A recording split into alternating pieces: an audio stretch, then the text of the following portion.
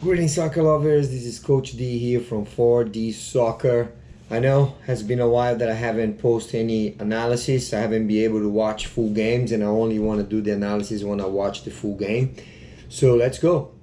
So today we're gonna be analyzing Brazil versus Costa Rica, Copa America 2024, Group D, SoFi Stadium on Inglewood, Los Angeles, California.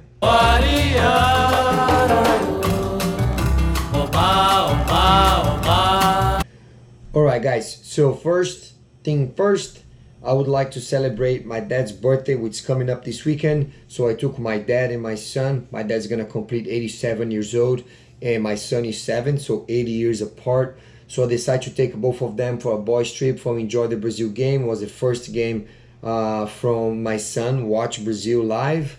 So that's a very good experience overall, right? Could be better. But anyways, nice atmosphere, great stadium. The SoFi is absolutely phenomenal. The screen all around, right in the top, the roof, all new, brand new technology, and one of the nicest stadiums I've ever been. And I've been around. Very nice stadium, really nice. So, first of all, Copa America, CONMEBOL, FIFA, right? FIFA has some requirements of measurements from the fields to be played, right? So basically, the field measurements overall is 105 meters, which is 345 and a half feet from the depth, right? And 68 meters, 223 feet from the width. That's the standard. There's a range, but that's the standard for FIFA, okay?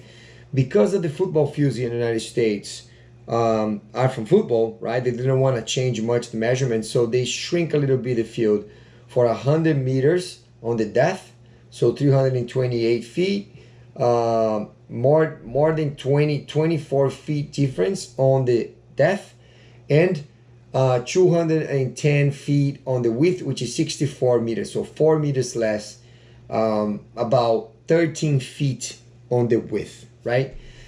To me, on the depth, it doesn't change much, okay? However, on the width, 13 feet different in the field, it makes difference, especially in the high performance and high level. The teams and national teams are playing very compact, physical game. If we stretch a line of 5 or line of 6 in this width, it's really hard to break in, right? I know, that's not an excuse.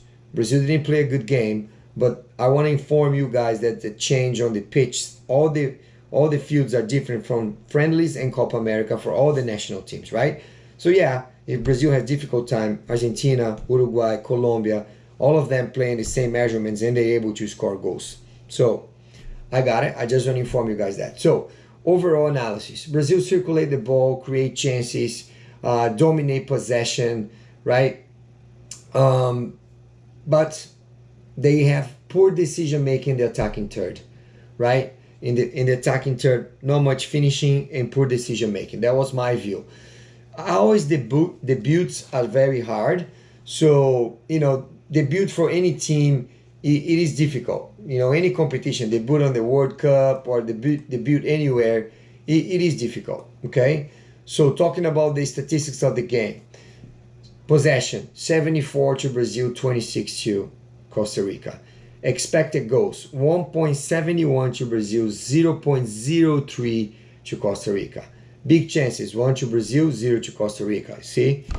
Total shots, 19 shots from Brazil, 2 for Costa Rica. Goalkeeper saves, 0 from Brazil, 4 for Costa Rica. Corner kicks, doesn't matter. Fouls, passes, Brazil exchanged 695 passes, Costa Rica 249. Tackles, 26-19. Free kicks, 10-12. So, clearly, right, Brazil playing the attacking half most of the game. Especially the first 15 minutes, Costa Rica didn't even cross the halfway line in possession. So, talking about the tactics, so Brazil 4-2-3-1 in possession, right?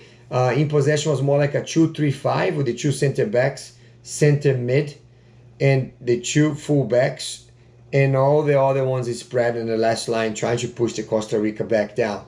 So a 2-3-5 out of possession, more like a 5-4-1 from Brazil, 4-4-2 sometimes, with Vini and Rodrigo on top.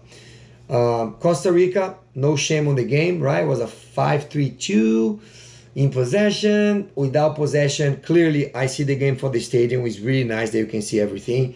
So 4-5-1, sometimes 6-4-0. No joke. They park the bus on the back, on the top of the box. It makes it really hard to break in.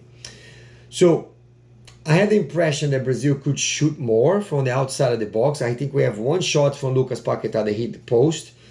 I don't know. It seems like they are playing like Spain back in the 2010.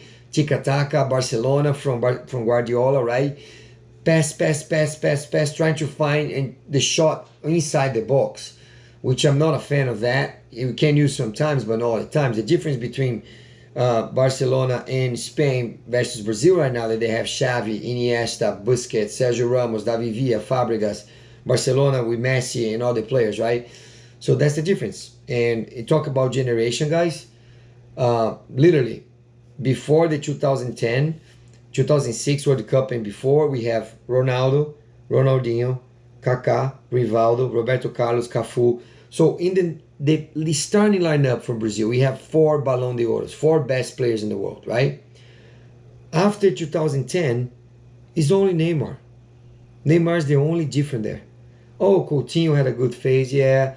Firmino, Marcelo, Dani Alves, Thiago Silva, yes.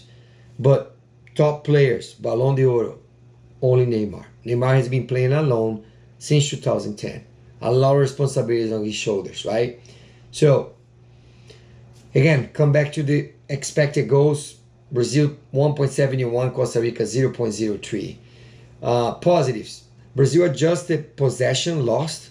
So as soon as they lost possession, they already pressing really quickly to regain possession. That was a very positive that I saw. Okay. Negatives. More precision, right? In the shots, on the attacking third, decision making was very poor. So the final pass for the finishing. So that's one of the negatives from the game. So debuts are always difficult, right? Argentina, just a reminder, Argentina lost the first game from Saudi Arabia in the World Cup. And then the regroup was a big wake-up call, and then they ended up being the world champion, right? So it was a good wake-up call. You have a draw in the first game, especially for Costa Rica. If it was for Chile, Paraguay, Colombia, a stronger team from South America, it would be a different story. But again, doesn't mean anything, right? The subs. So I would start the lineup a little different. I would start with Bruno Guimarães and maybe Andreas Pereira and Paquetá. So more like a Bruno Guimarães, a defensive center mid, Andreas Pereira, a hybrid center mid, right, box to box, and Lucas Paquetá, more attacking center mid.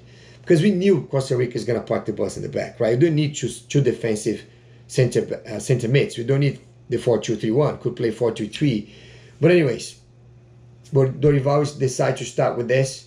So, and then I would take one of the defensive center mids early in the game and try to put an attacker like Martinelli or any other ones to put more pressure on the defensive line.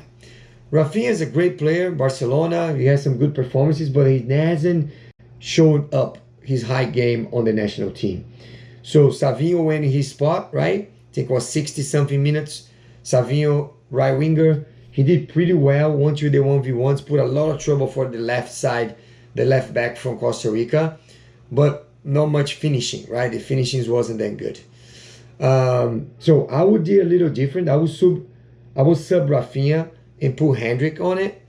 I would put Rodrigo in the right. Vini Jr. I would keep Vini Jr. even though he wasn't a good day. He has been playing really well for Real Madrid, and he can decide in one ball, right? So I would keep Vini Jr. I wouldn't take him off and put Hendrick. I would put a Hendrick as a center forward, Rodrigo on the right, pulling Rafinha off, and leaving Vini Jr. on the left. I would give that chance for Vini Jr. And I would put somehow Andreas Pereira and Douglas Luiz. Both of them have been outstanding in their seasons. They play well when they got in these friendlies before start Copa America. So Costa Rica defend really, really well, right? That's the bottom line.